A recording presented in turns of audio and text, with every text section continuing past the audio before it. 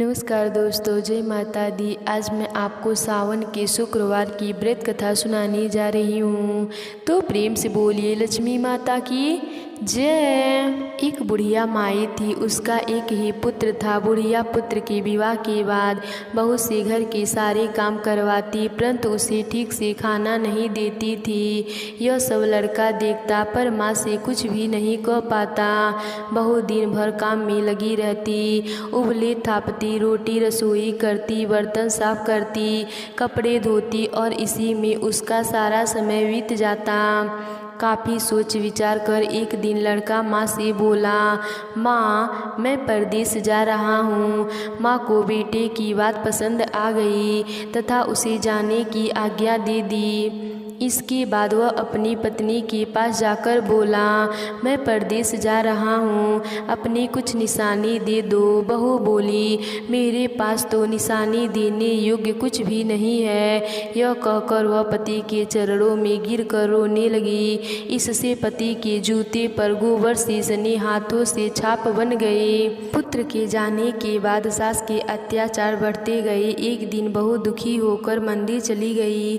वहाँ उसने देखा कि बहुत सी स्त्रियां पूजा कर रही थी।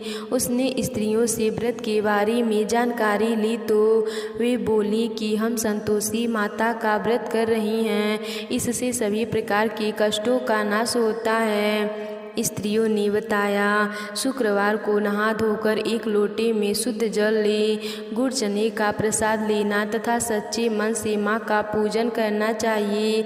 खटाई भूल कर भी मत खाना और न ही किसी को देना। एक वक्त भोजन करना। व्रत विधान सुनकर अब वह प्रति शुक्रवार को संयम से व्रत करने लगी। माता की कृपा से कुछ ही दिनों बाद पति का पत्र आया। कुछ दिनों बाद पैसा भी आ गया। उसने प्रसन्न मन से फिर व्रत किया तथा मंदिर में जा अन्य स्त्रियों से बोली, संतोषी माँ की कृपा से हमें पति का पत्र तथा रुपया आया है। अन्य सभी स्त्रियों ने भी श्रद्धा से व्रत करने लगी। बहू ने कहा, हे माँ, जब मेरा पति घर आएगा तो मैं तुम्हारे व्रत का उद्यापन करूँगी। अब एक रात संतोषी माँ ने उसके पति को स्वप्न दिया और कहा कि तुम अपने घर क्यों नहीं जाते हो। तो वह कहने लगा, सेठ का सारा सामान अभी बिका नहीं, रुपए भी अभी आया नहीं। उसने सेठ को स्वप्न की सारी बात कही तथा घर जाने की इजाज़त मांगी, पर सेठ ने इनकार कर दिया। माँ की कृपा से कई व्यापारी आए, सोना चांदी तथा अन्य सामान खरीद कर ले गए। कर्जदार भी रुपया लौटा गए। अब तो साहूकार ने उसे घर जाने की इजाज़त दे दी। घर आकर पुत्र ने अपनी माँ व पत्नी को बहुत सारे रुपए दिए। पत्नी ने कहा कि मुझे संतोषी माता के व्रत का उद्यापन करना है। उसने सभी को न्योता दे उद्यापन की सारी तैयारी की। पड़ोसन की एक स्त्री उसे सुखी देख ईर्ष्या करने लगी। उसने अपने बच्चों को सिखाया कि तुम भोजन के समय खटाई जरूर मांगना। उद्यापन के समय खाना खाते समय बच्चे खटाई के लिए मचल उठे तो बहू ने पैसा देकर उन्हें बहला दिया। बच्चे दुकान से उन पैसों की इमली खटाई खरीद कर खाने लगे तो बहू पर माता ने कोप किया। राजा के दूत उसके पति को पकड़ कर ले जाने लगे तो किसी ने बताया कि उद्यापन में बच्चों ने पैसों की इमली खटाई खाई है। तो बहू ने पुनः व्रत के उद्यापन कर संकल्प किया। संकल्प के बाद वह मंदिर से निकली तो राह में पति आता दिखाई दिया। पति बोला, इतना धन जो कमाया है उसका कर राजा ने मांगा था। अगले शुक्रवार को उसने फिर विधिवत व्रत का उद्यापन किया। इससे संतोषी माँ प्रसन्न हुई। 9 माह बाद चांद सा सुंदर पुत्र हुआ। अब सास बहू तथा बेटा माँ की कृपा से आनंद से रहने लगे। तो प्रेम से बोलिए संतोषी माता की जय। काशी निवासी धनंजय की पत्नी का नाम सुलक्षणा था। उसे अन्य सब सुख प्राप्त थे, केवल निर्धनता ही उसके दुख का कारण थी। यह दुख उसे हर समय सताता था। एक दिन सुलक्षणा पति से बोली, स्वामी आप कुछ उद्यम करो तो काम चले, इस प्रकार कब तक काम चलेगा। सुलक्षणा की बात धनंजय के मन में बैठ गई और वह उसी दिन विश्वनाथ शंकर जी को प्रसन्न करने के लिए बैठ गया और कहने लगा, हे देवाधिदेव विश्वेश्वर, मुझे पूजा पाठ कुछ नहीं आता, केवल तुम्हारे भरोसे बैठा हूँ। इतनी विनती करके वह 2 दिन तक भूखा प्यासा बैठा रहा। यह देखकर भगवान शंकर ने उसके कान में अन्नपूर्णा अन्नपूर्णा अन्नपूर्णा इस प्रकार 3 बार कहा। यह कौन क्या कह गया, इसी सोच में धनंजय पड़ गया कि मंदिर से आते ब्राह्मणों को देखकर पूछने लगा, पंडित जी अन्नपूर्णा कौन है। ब्राह्मणों ने कहा, तू अन्न छोड़ बैठा है, सो तुझे अन्न की ही बात सूझती है, जा घर जा अन्न ग्रहण कर। धनंजय घर गया, स्त्री से सारी बात कही। वह बोली, नाथ चिंता मत करो, स्वयं शंकर जी ने यह मंत्र दिया है, वे स्वयं ही खुलासा करेंगे, आप फिर जाकर उनकी आराधना करो। धनंजय फिर जैसा का तैसा पूजा में बैठ गया। रात्रि में शंकर जी ने आज्ञा दी, कहा तू पूर्व दिशा में चला जा, वहाँ अन्नपूर्णा का नाम जपता जा और रास्ते में फल खाता, झरनों का पानी पीता जाता। इस प्रकार कितने ही दिनों तक चलता गया। वहाँ उसे चांदी सी चमकती वन की शोभा देखने में आई। सुंदर सरोवर देखने में उसके किनारे कितनी सी अप्सराएं झुंड बनाए बैठी थीं। एक कथा कहती और सब अन्नपूर्णा इस प्रकार बार बार कहती थी। यह अगहन मास की उजेली रात थी और आज से ही व्रत का आरंभ था। जिस शब्द की खोज करने वह निकला, वह उसे वहाँ सुनने को मिला। धनंजय ने उनके पास जाकर पूछा, हे देवियों, आप यह क्या करती हो। उन सब ने कहा, हम सब माँ अन्नपूर्णा का व्रत करती हैं। व्रत करने से कही गई पूजा क्या होता है, यह किसी ने किया भी है, इसे कब किया जाए, कैसा व्रत है, मैं और कैसी विधि है, इसमें भी कहो। वे कहने लगी, इस व्रत को सब कोई कर सकते हैं। 21 दिन तक के लिए 21 गांठ का सूत लेना चाहिए। 21 दिन, यदि न बने तो 1 दिन उपवास करें, यह भी न बने तो केवल कथा सुनकर प्रसाद लें। निराहार रहकर कथा कहें। कथा सुनने वाला कोई भी न मिले तो पीपल के पत्तों को रखकर सुपारी या दृढ़ कुमारी वृक्ष के सामने कर, दीपक को साक्षी कर, सूर्य, गाय, तुलसी या महादेव को बिना कथाएं सुनाए मुंह में दाना न डालें। यदि भूल से कुछ पड़ जाए तो 1 दिवस फिर उपवास करें। व्रत के दिन क्रोध न करें और झूठ न बोलें। धनंजय बोला, इस व्रत के करने से क्या होगा।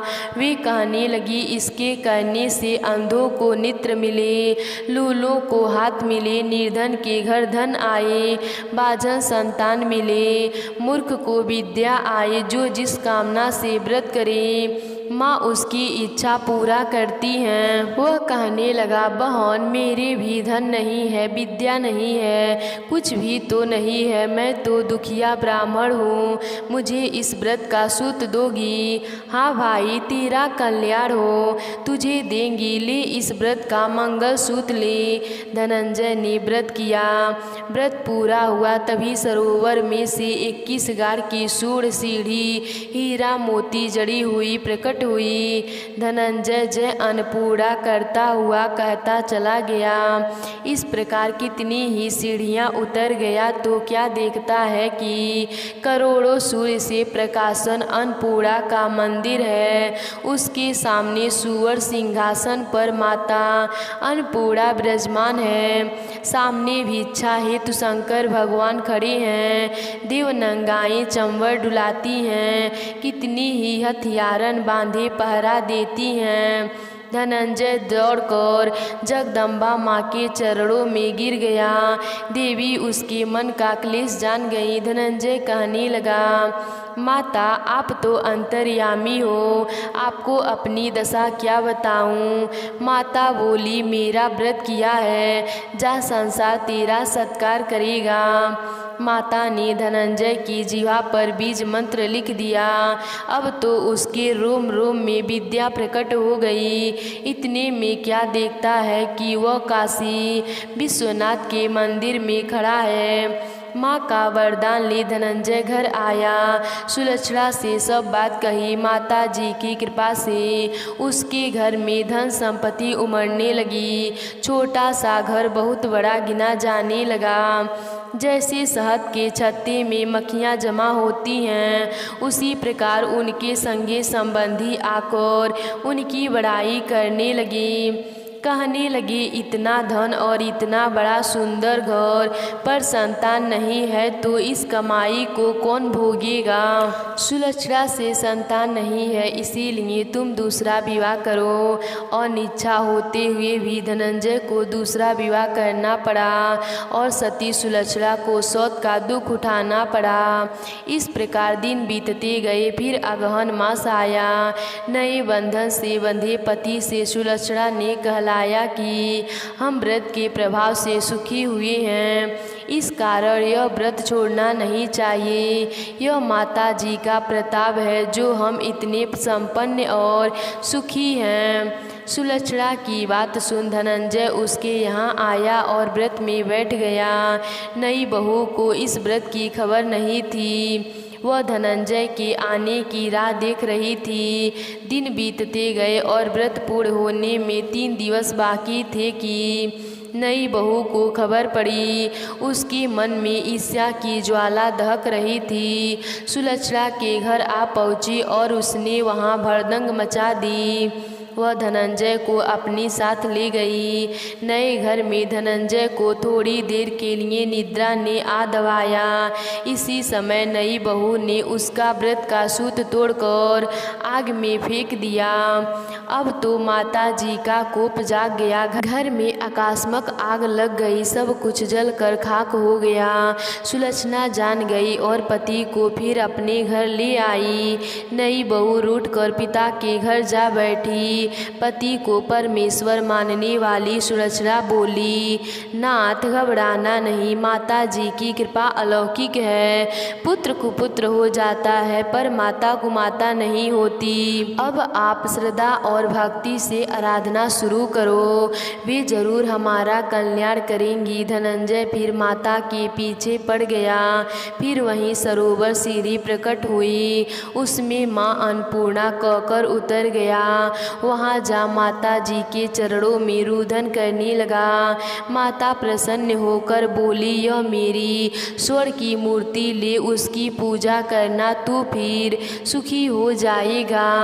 जा, तुझे मेरा आशीर्वाद है। तेरी स्त्री सुलक्षणा ने श्रद्धा से मेरा व्रत किया है, उसे मैं पुत्र दिया है। धनंजय ने आंखें खोली तो खुद को काशी विश्वनाथ के मंदिर में खड़ा पाया। वहाँ से फिर उसी प्रकार घर को आ गया। ईश्वर सुलक्षणा के दिन चढ़े और 9वें महीने पूरे होते ही पुत्र को जन्म दिया। गांव में आश्चर्य की लहर दौड़ गई। मान्यता आने लगा। इस प्रकार उसी गांव के निसंतान सेठ जी के पुत्र होने पर उसने माता अन्नपूर्णा का मंदिर बनवा दिया। उसमें माता जी की धूमधाम से पधारी यज्ञ किया और धनंजय को मंदिर के आचार्य पर पद दे दिया। जीविका के लिए मंदिर की दक्षिणा और रहने के लिए बड़ा सुंदर भवन दिया। धनंजय स्त्री पुत्र सहित वहाँ रहने लगा। माता जी के चढ़ावे में भरपूर आमदनी होने लगी। उधर नई बहू के पिता के घर डाका पड़ गया। सब कुछ लूट गया। वे भीख मांग कर पेट भरने लगी। सुलक्षणा ने यह सुना तो उन्हें बुलावा भेजा। अलग घर में रख लिया और उनके अन्य वस्त्र का प्रबंध किया। धनंजय सुलक्षणा और उसका पुत्र माता जी की कृपा से आनंद से रहने लगे। माता जी ने जैसे उनके भंडार भरे वैसे ही सबके भरना। तो प्रेम से बोलिए अन्नपूर्णा माता की जय। किसी शहर में अनेक लोग रहते थे। सभी अपने अपने कार्यों में लगे रहते थे। किसी को किसी की परवाह नहीं थी। भजन कीर्तन भक्ति भाव दया मया परोपकार जैसे संस्कार कम हो गए। शहर में बुराइयां बढ़ गई थी। शराब जुआ रेस व्यभिचारी चोरी डकैती वगैरह और बहुत से गुनाह शहर में होते थे। इनके बावजूद भी शहर में कुछ अच्छे लोग भी रहते थे। ऐसे ही लोगों में शीला और उनके पति की गृहस्थी मानी जाती थी। शीला धार्मिक प्रवृत्ति की थी और संतोषी स्वभाव वाली थी।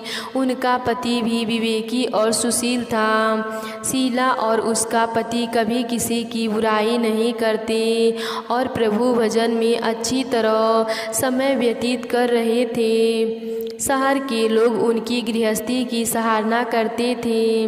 देखते ही देखते समय बदल गया। शीला का पति बुरे लोगों से दोस्ती कर बैठा। अब वह जल्द से जल्द करोड़पति बनने के ख्वाब देखने लगा। इसीलिए वह गलत रास्ते पर चल पड़ा। फलस्वरूप वह रोडपति बन गया, यानी रास्ते पर भटकते भिखारी जैसे उसकी हालत हो गई थी। शराब जुआ रेस चरम गांजा वैरह और बुरी आदतों में शीला का पति भी फंस गया। दोस्तों के साथ उसे भी शराब की आदत हो गई। इस प्रकार उसने अपना सब कुछ रेस जुए में गवा दिया। शीला को पति के बर्ताव से बहुत दुख हुआ, किंतु वह भगवान पर भरोसा कर सब कुछ सहने लगी। वह अपना अधिकांश समय प्रभु भक्ति में बिताने लगी। अचानक एक दिन दोपहर को उनके द्वार पर किसी ने दस्तक दी। शीला ने द्वार खोला तो देखा कि एक माँ जी खड़ी थी। उनके चेहरे पर अलौकिक तेज निखर रहे थे। उनकी आंखों में मानो अमृत बह रहा है। उनका वह चेहरा करुणा और प्यार से झलक रहा था। उसको देखते ही शीला के मन में अपार शांति छा गई। शीला के रोम रोम में आनंद छा गया।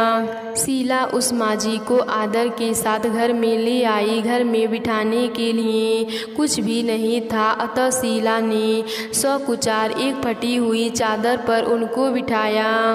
माँ जी बोली, क्यों शीला, मुझे पहचाना नहीं? हर शुक्रवार को लक्ष्मी जी के मंदिर में भजन कीर्तन के समय मैं भी वहीं आती हूँ। इसके बावजूद शीला कुछ नहीं समझ पा रही थी। फिर माँ जी बोली, तुम बहुत दिनों से मंदिर नहीं आई, अतः मैं तुम्हें देखने चली आई। माँ जी के अति प्रेम भरे शब्दों से शीला का हृदय पिघल गया। उसकी आंखों में आंसू आ गए और वह बिलख बिलख कर रोने लगी। माँ जी ने कहा, बेटी, सुख और दुख तो धूप और छाँव जैसे होते हैं। धैर्य रखो बेटी, मुझे तेरी सारी परेशानी पता है। माँ जी के व्यवहार से शीला को काफ़ी संभल मिला और सुख की आस में उसने माँ जी को अपनी सारी कहानी कह सुनाई। कहानी सुनकर माँ जी ने कहा, कर्म की गति न्यारी होती है। हर इंसान को अपने कर्म भुगतने ही पड़ते हैं। इसीलिए तू चिंता मत कर, अब तू कर्म भुगत चुकी है। अब तुम्हारे सुख के दिन अवश्य आएंगे। तू तो माँ लक्ष्मी की भक्त है। माँ लक्ष्मी को प्रेम और करुणा की अवतार हैं। वह अपने भक्तों पर हमेशा ममता रखती हैं। इसीलिए तू धैर्य रख कर माँ लक्ष्मी जी का व्रत कर, इससे सब कुछ ठीक हो जाएगा। शीला के पूछने पर माँ लक्ष्मी ने उसे व्रत की सारी विधि भी बताई।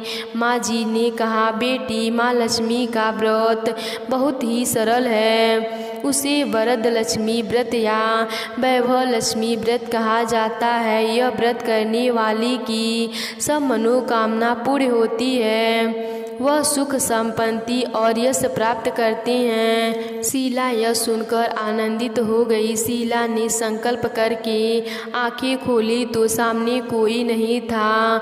वह विस्मित हो गई कि माँ जी कहाँ गई। शीला को तत्काल यह समझने में देर न लगी कि माँ जी और कोई नहीं, साक्षात लक्ष्मी जी थी। दूसरे दिन शुक्रवार था। सवेरे स्नान करके स्वच्छ कपड़े पहनकर शीला ने माँ जी द्वारा बताई गई विधि से पूरे मन से व्रत किया। आखिरी में प्रसाद वितरण हुआ। यह प्रसाद पहले पति को खिलाया। प्रसाद खाते ही पति के स्वभाव में फर्क पड़ गया।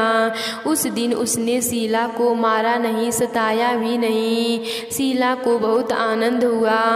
उनके मन में वैभव लक्ष्मी के व्रत के लिए श्रद्धा बढ़ गई। शीला ने पूर्ण श्रद्धा भक्ति से 21 शुक्रवार तक वैभव लक्ष्मी का व्रत किया। 21वें शुक्रवार को माँ जी के कहे मुताबिक उद्यापन विधि करके 7 स्त्रियों को वैभव लक्ष्मी व्रत की 7 पुस्तकें उपहार में दी। फिर माता जी ने धन लक्ष्मी स्वरूप की छवि को वंदन करके भाव से मन ही मन प्रार्थना करने लगी।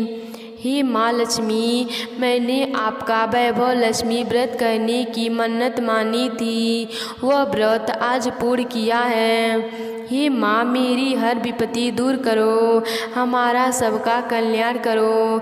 जिससे संतान न हो उसे संतान देना, सौभाग्य स्त्री का सौभाग्य अखंड रखना, कुंवारी लड़की को मनचाहा पति देना। जो आपका यह चमत्कारी वैभव लक्ष्मी व्रत करे उनकी सभी विपत्तियां दूर करना, सभी को सुखी करना। हे माँ, आपकी महिमा अपार है। ऐसा बोलकर लक्ष्मी जी के धन लक्ष्मी स्वरूप की छवि को प्रणाम किया। व्रत के प्रभाव से शीला का पति अच्छा आदमी बन गया और कड़ी मेहनत करके व्यवसाय करने लगा। उसने तुरंत शीला के गिरवी रखे गहने छुड़ा लिए। घर में धन की बाढ़ सी आ गई। घर में पहले जैसी सुख शांति छा गई। वैभव लक्ष्मी व्रत का प्रभाव देखकर मोहल्ले की दूसरी स्त्रियां भी विधि पूर्वक व्रत करने लगीं। तो प्रेम से बोलिए वैभव लक्ष्मी माता की जय।